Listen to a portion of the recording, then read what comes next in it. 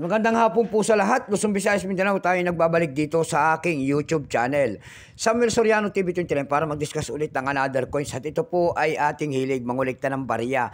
Kaya ako tayo nandito nagsiselling ng kanilang mga laga, ang aking mga koleksyon. At magandang hapon po sa lahat ng aking mga subscriber. Kung saan kayong dako ng mundo po. Keep safe po sa lahat and God bless.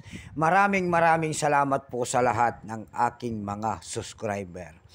Maraming salamat din po sa nanonood do sa aking FB page, Samuel Soriano po. Lahat po na nakapalo sa akin, thank you so much. Ayan, maglalambing lang din po sana. Ayan, pakipalo naman ang aking FB page. Ayan po, pindutin mo sana ang ating follow button. Yun naman pong hindi pa po nakapag-subscribe dito sa aking YouTube channel, anyayahan ko sana kayo at malaking tulong na po o bagay ang inyong gagawin. Tulad ng pagpindot ng ating subscribe button, like and share para ma-update ko kayo sa mga latest ko pang gagawin mga video po. Mayroon na naman tayong pag-usapang barya guys, at ito po ay barya po ng ibang bansa. Ayan. Pera po ng Spain, Espanya. Ayan, 5 euro cent po, pera po ng Espanya, year 2000 po. Ayan. Ayan, baka mayroon kayong mga ganito po dyan. Ayan, above 30 po ang ating binibili ng mga ganito. At mura po ang mga bintahan ng mga world coins. Pera na lamang po kung ito po ay gold coins at silver coins. Ayan. Pero mga ganito mga klase po, ito po ay mura lamang. Huwag kayong magpapaniwala sa mga vlogger na nagsasabi na sobrang mahal. Ayan, baka ma-scam kayo. Papaniwala kayo sa mga yan. Bago tayo magsimula sa ating talakayin, kilalanin mo muna natin siya para makita natin ang kanyang presyo. Issue po, Spain. Ayan, hindi Philippines yan. Spain pala. Period King Felipe Juan Carlos, 1975 hanggang 2014.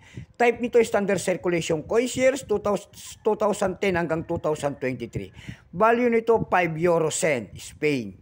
Currency euro 2002 up to date po. Composition nito ay copper plated steel, namamagnet po yan. May bigat lamang itong 3.93 grams, may haba pong 21.25 mm. May kapal po naman itong 1.67 mm. Hugis po, syempre bilog. Orientation nito ay middle alignment. Number N-10854. Reference number KM-1146. Ayan. Tatlo pong klase po ang ginilabas ng Spain sa barya na hawak natin. Ayan.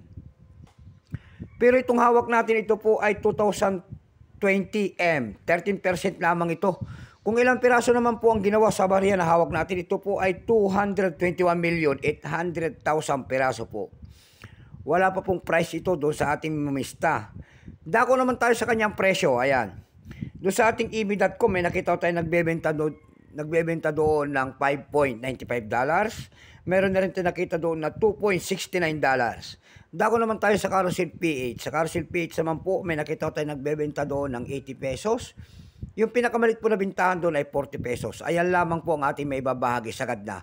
So hanggang dito na lamang po, Luzon, Visayas, Mindanao, kung saan kayong dako ng mundo po. Keep safe po sa lahat and God bless.